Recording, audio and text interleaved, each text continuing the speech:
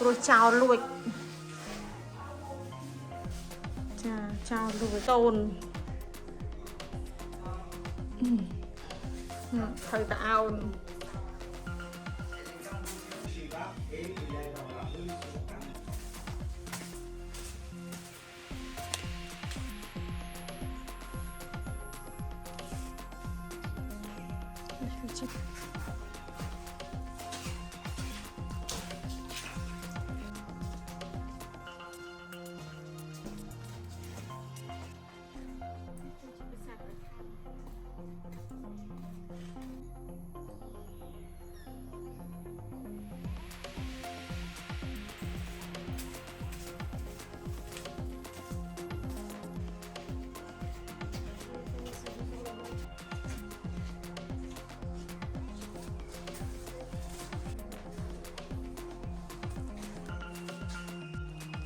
chất đầy pram hạc sạch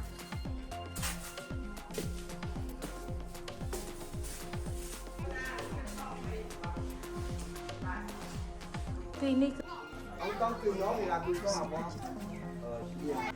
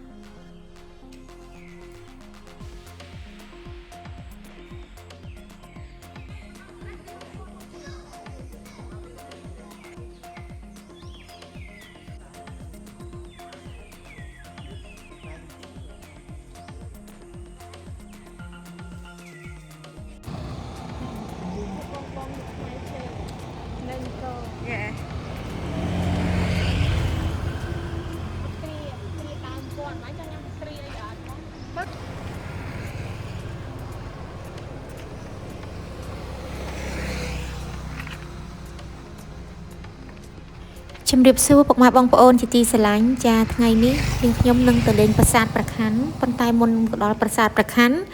lời ní cứ dương đào nơi tam cái phơi tối từ tì krong co tối chứ cha phân tay cầu miền bong bong lụa plai chớ nơi tì ní khả miền lụa plai chớ củaประเภท của đôi chìa miền cái hay tha ra tập yang bảy chu trắm bài xem cái nền chẳng hết á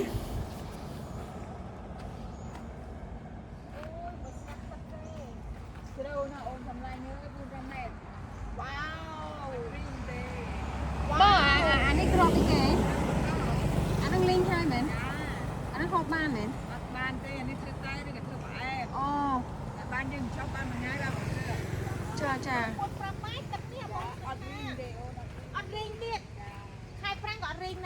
tắc ấy kia nè tắc stăng à tắc băng à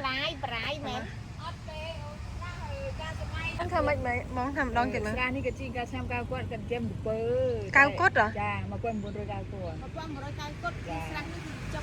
hay là miếng cà phê ấy เมียนเต้ Trời ơi, bờ này bông cái chặt vô tao ấy เมียน bờ เต้ lại dòng ngắm กระชมเจมแล้วก็ดับเบิลกระ เอา โด แต่ ดนั เมี ก ยงกระ เทียบ เป๋อกี่จับโยกติดจ้าปันได้ก็รักนี่ครับปรังใหม่บุญปรังใหม่ก็ได้ชื่อริงตักเตยตุกใบไข่ปรังหรือไข่ภาษาก็ได้ชื่อริง chùm tắc ắt ring à อัดรีเน่าไปจุ่มข้างนอกเบอร์ทางนี้โก้แต่เน่าจุ่มข้างนอก lái cái này บอกไปเล็กมัดดาวมันเยอะยำล้อหบลังปรัมเนี่ย nám nè จ้ามัดดาวมันเล็กโตตัวน้อง ô có thả bao bật mà đám slow hộp lặng buôn phèn nè เช่าโนโอนทำลายดอกรำมวยใบ cha อะไรดาวรำนักขึ้นเลยแบบ ô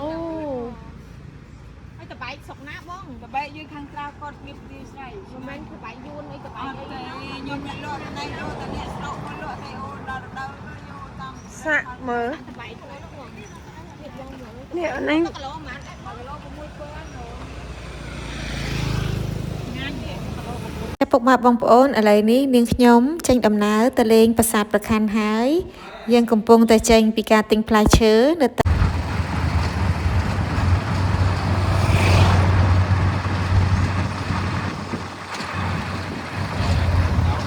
ចាឥឡូវនេះនាងខ្ញុំមកដល់ប្រាសាទប្រខាន់ហើយក៏ប៉ុន្តែនាងខ្ញុំចូលពីខាងលិចទៅមុន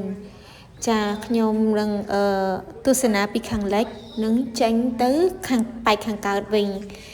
អញ្ចឹងសូមអញ្ជើញពុកម៉ែបងប្អូនទាំងអស់គ្នាចូលទៅទស្សនាប្រាសាទប្រខាន់និងដឹងអំពីគេហៅថាប្រវត្តិសាស្ត្រនៃការកសាងប្រាសាទប្រខាន់ដោយអង្គស្ដេចមួយណានិងនៅក្នុងឆ្នាំណាចានេះគឺផ្លូវចូលខាងលិចដូច្នេះហើយនាងខ្ញុំក៏ដើរចូលទៅទស្សនាតាមបែកខាងលិចមុនប្រាសាទប្រខាន់ចាគឺត្រូវបានកសាងឡើងដោយព្រះបាទជ័យវរ្ម័នទី7កាលបរិច្ឆេទនៃការកសាងនៅក្នុងគ្រិស្តសករាជ1191ដើម្បីឧទ្ទិសថ្វាយចំពោះព្រះពោធិសត្វលោកកេសវរៈស្ថាបត្យកម្មដោយរចនាបថបាយ័នទីតាំងនៅក្រុងអង្គរខេត្តសៀមរាបចាស់ចំពោះច្រកចូលសំខាន់នៃប្រាសាទនេះស្ថិតនៅទិសខាងកើតប៉ុន្តែភ្ញៀវទេសចរអាចចូលពីទិសខាងលិចឬទិសខាងជើងក៏បានដូចនាងខ្ញុំចូលមកពីទិសខាងលិចចានាខែវិច្ឆិកាឆ្នាំ1939លោកម៉ូក្លេសជាមន្ត្រីអភិរក្សអង្គរបានរកឃើញ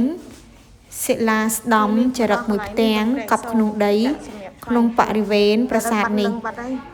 ផ្ទាំងសិលាចរិតនេះមានកម្ពស់ដល់ទៅ1.85 ម៉ែត្រចាសសរជា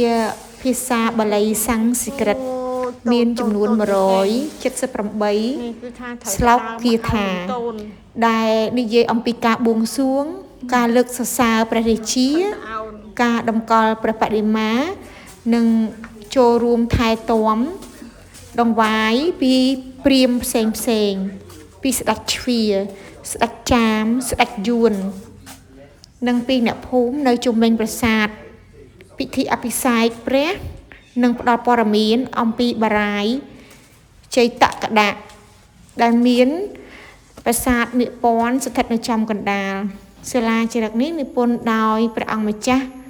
វិកុលមាដែលជាបុត្រារបស់ព្រះបាទជ័យវរ្ម័នទី7ចឹងមានន័យថាសិលាចារឹកមួយផ្ទាំងដែលគេទៅរកឃើញនៅក្នុងឆ្នាំ1939ចាពុកម៉ែបងប្អូនជ្រាបទេប្រាសាទនេះមានការផ្លាស់ប្ដូរជាបន្តបន្ទាប់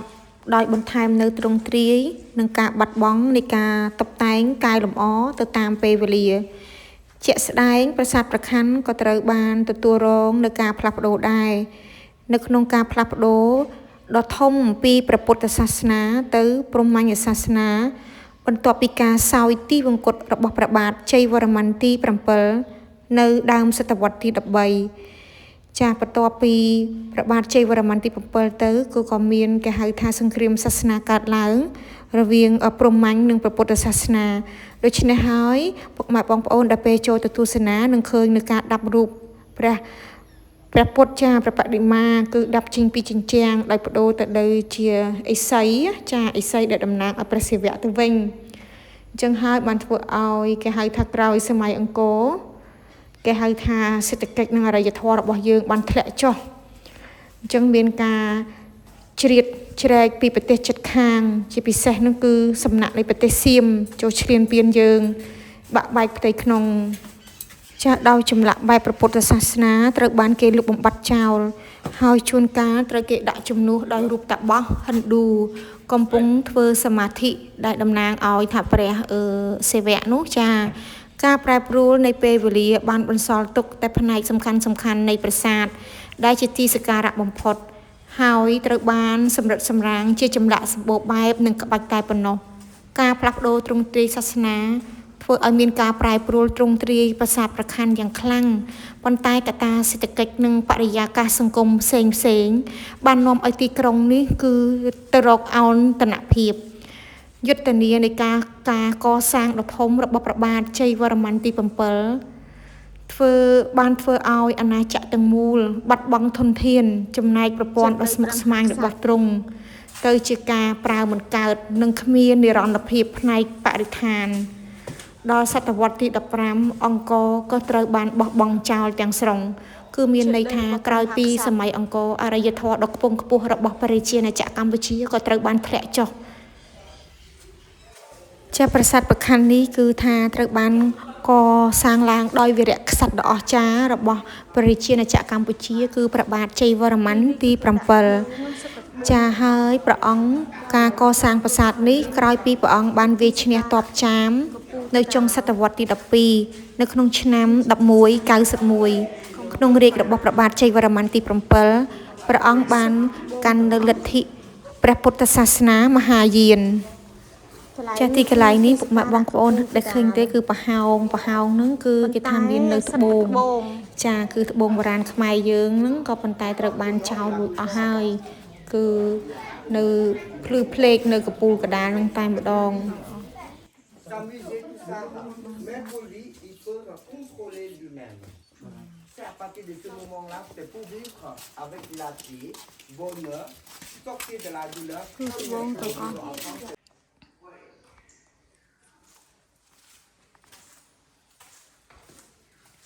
ចាពុកម៉ែបងប្អូនពេលដែលមកលេងប្រាសាទប្រខ័ណ្ឌណាកុំភ្លេចណាគឺនាងខ្ញុំកំពុងដើរទៅចូលទៅមើលរូបសំណាករបស់ម្ចាស់ក្សត្រីចាអគ្គមហេសីរបស់ព្រះបាទជ័យវរ្ម័នទី7ព្រះនាងឥន្ទ្រទេវីនិងជ័យទេវីឥឡូវនេះគឺផ្លូវនេះគឺដើរចូលទៅហើយក៏មានឃើញបងប្អូនខ្មែរយើងមួយចំនួនគឺថាគេមកបន់ស្រន់បួងសួងហើយក៏មាននៅដងវាយថ្វាយនៅទីអាសនៈនោះផងដែរអញ្ចឹងតោះចូលទៅទាំងអស់គ្នាចាព្រោះកន្លែងដែលដើរចូលទៅហ្នឹងក៏មានថ្មបាក់បែករលំមកដែរចារលំអញ្ចឹងក៏នឹងខ្ញុំកំពុងតែដើរចូលទៅហើយទីកន្លែងដែលថាមានរូបសម្រាប់របស់ព្រះនាងឥន្ទ្រទេវីហើយយើងចូលទៅក្នុងបន្តិចគឺនឹងឃើញរូបសម្រាប់របស់ព្រះនាងជ័យទេវីដែលជាអគ្គមហេសីទី1របស់ព្រះបាទជ័យវរ្ម័នទី7ចាចំពោះព្រះនាងឥន្ទ្រទេវីលោកជាអគ្គមហេសីបន្ទាប់ពីព្រះនាងជ័យទេវីលោកយាងចូលទីវង្គតបន្ទាប់ពីព្រះបាទជ័យវរ្ម័នទី7លោកយាងមកពីសមរភូមិដោយការច្បាំងឈ្នះនៃគេហៅស្ដេចចាមការជំនាន់ហ្នឹងបានឈ្លានពានប្រទេសខ្មែរយើងណានេះហើយគឺជារូបសម្រាប់របស់ព្រះនាងឥន្ទ្រទេវីប្រាសាទប្រខ័ណ្ឌមានប្លង់រាងចតុកោណកែងដែលមានបណ្ដោយ800ម៉ែត្រនិងទទឹង700ម៉ែត្រប្រាសាទនេះមានកំពែង4ជាន់និងគោបុរៈខ្លងទ្វារប្រាសាទតាមទិសទាំង4នៅសងខាងគោបុរៈទាំង4មានរូបចម្លាក់គ្រុឌជាន់នាគដែលត្រូវបានឆ្លាក់ជាប់នឹងកំពែងប្រាសាទចំពោះបងប្អូនទីទៀតគឺនឹងបានឃើញហើយចាចំពោះប្រាសាទប្រខ័ណ្ឌឈ្មោះដើមគឺមានន័យថាជ័យស្រីប្រាសាទប្រខ័ណ្ឌគឺជាអតីតរាជធានីជ័យស្រីក្រោយពីព្រះបាទជ័យវរ្ម័នទី7លោកបានច្បាំងឈ្នះនៅទ័ពចាមចាហើយប្រាសាទនេះគឺជាការរំលឹកនៃជ័យជំនះរបស់ព្រះបាទជ័យវរ្ម័នទី7ដែលបានច្បាំងឈ្នះនៅទ័ពចាមដែលឈ្លានពានក្រុងអង្គរធំយើងរយៈពេល3ឆ្នាំឯណោះចឹងព្រះអង្គគឺជាគេហៅថាជ័យលាភីដ៏អស្ចារ្យមួយគឺតំណាងនឹងគឺប្រាសាទប្រខ័ណ្ឌនេះឯងប្រាសាទប្រខ័ណ្ឌមិនត្រឹមតែជាប្រាសាទសម្រាប់ឧទ្ទិសជូនព្រះបិតានោះទេប្រាសាទប្រខ័ណ្ឌគឺជាអតីតរាជធានីសំខាន់មួយរបស់ព្រះបាទជ័យវរ្ម័នទី7នាពេលដែលព្រះអង្គទៅជួសជុលក្រុងអង្គរធំឡើងវិញដែលធ្លាប់ត្រូវបានដុតបំផ្លាញដោយកងទ័ពចាមព្រះបាទជ័យវរ្ម័នទី7បានកសាងកំពែងក្រុងអង្គរធំមុននឹងព្រះអង្គកសាងប្រាសាទបាយ័នចាលុះក្រោយមកពេលដែលព្រះបាទជ័យវរ្ម័នទី7លោកបានយាងទៅតាំងរាជធានីនៅក្រុងអង្គរធំវិញប្រាសាទប្រខ័ណ្ឌត្រូវបានប្រើប្រាស់ក្នុងវិស័យបណ្ដុះបណ្ដាលផ្នែកសាសនាចាគឺផ្នែកសាសនាគេហៅថាព្រះពុទ្ធមហានិកាយគឺមហាយានចា អូនទីនេះហើយដែលគេហៅថាអគារ2ជាន់ដែលសង់ឡើងមកលើនោះណាចាមានមតិមួយចំនួនថាតម្កល់នៅប្រខណ្ឌរាជចានេះដែលខ្ញុំធ្លាប់សិក្សាធ្លាប់ឮមកគេថាមានមតិមួយចំនួនថាតម្កល់នៅប្រខណ្ឌរាជចាប្រឌុះក្រោយមកប្រាសាទនេះត្រូវបានប្ដូរទៅជាសាកលវិទ្យាល័យធំមួយសម្រាប់បណ្ដុះបណ្ដាលពុទ្ធសាសនិកមហេសីព្រះអង្គពីរអង្គគឺព្រះនាងជ័យទេវីនិងព្រះនាងឥន្ទ្រទេវីព្រះនាងជ័យទេវីលោកកាន់សាសនាពុទ្ធសាសនាគឺសម័យនឹងលោកប្រកាន់ភ្ជាប់ពុទ្ធសាសនាបានល្អល្អះណាស់ចំណែកឯព្រះនាងឥន្ទ្រទេវីលោកគឺជាទស្សនវិទូដ៏អស្ចារ្យចាផ្នែកអក្សរសាស្ត្រខ្មែរតែម្ដងព្រះបាទជ័យវរ្ម័នទី7បានផ្លាស់ប្ដូរពីព្រហ្មញ្ញសាសនាមកព្រះពុទ្ធសាសនាមហាយានចាដោយព្រះអង្គទ្រង់បានបង្រួមសាសនាព្រះបាទជ័យវរ្ម័នទី7បានសាងសង់រូបគ្រុឌនៅតាមកំពែងប្រាសាទដែលជាយានជំនិះរបស់ព្រះវិស្ណុតំណាងឲ្យព្រហ្មញ្ញសាសនាចាព្រះអង្គគោរពពុទ្ធសាសនាក៏ពិតមែនប៉ុន្តែព្រះអង្គក៏បន្តផ្សារភ្ជាប់ព្រហ្មញ្ញសាសនាដោយមិនលុបបំបាត់ចោលទាំងស្រុងនោះទេទោះបីជាព្រះអង្គកាន់នៅពុទ្ធសាសនាដ៏ភ្ជាប់ភ្ជួនក៏ប៉ុន្តែព្រះអង្គក៏មិនបានបោះបង់នៅព្រហ្មញ្ញសាសនាដែរគឺថានៅតែផ្សារភ្ជាប់គ្នាចាពុកម៉ែបងប្អូនជ្រាបទេក្នុងរាជបន្ទាប់ពីព្រះបាទជ័យវរ្ម័នទី7គេបដូរទៅជាព្រហ្មញ្ញសាសនាវិញអញ្ចឹងហើយប្រាសាទនេះត្រូវបានគេកែដូច្នេះអ្វីតាក់ទងក្នុងព្រះពុទ្ធសាសនាត្រូវបានគេបំផ្លាញចោលរូបចម្លាក់ខ្លះត្រូវបានគេកែទៅជាទេពក្នុងព្រហ្មញ្ញសាសនាទៅវិញចាអញ្ចឹងមានការដាប់នៅរូបចម្លាក់របស់ព្រះសម្មាសម្ពុទ្ធចេញចាប្រហែលជានៅក្នុងសតវត្សទី13 14ប្រាសាទទាំងអស់ក្នុងរាជរបស់ព្រះបាទជ័យវរ្ម័នទី7ត្រូវបានគេកែទៅជាប្រាសាទព្រហ្មញ្ញសាសនាទាំងអស់វិញចាត្រូវបានគេកែទៅជាប្រាសាទព្រហ្មញ្ញសាសនាវិញណាពុកម៉ែបងប្អូនឥឡូវនេះខ្ញុំកំពុងតែដើរចេញមកខាងក្រៅនេះហើយឆ្ពោះទៅទិសខាងកើតទីនេះដូចជាគេហៅថាបណ្ណាល័យចាប់បណ្ណាល័យនៃការសិក្សារៀនសូត្រណាក៏នៅសភាពល្អដូចជាមិនគិតរំខ្លាំងទេចានាងខ្ញុំក៏ដើរចូលមកទស្សនា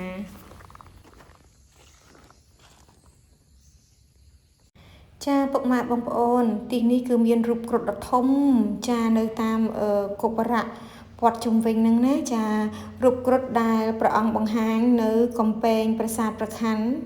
ក៏តំណាងឲ្យភាពខ្លាំងនិងរឹងមាំក្រោយពី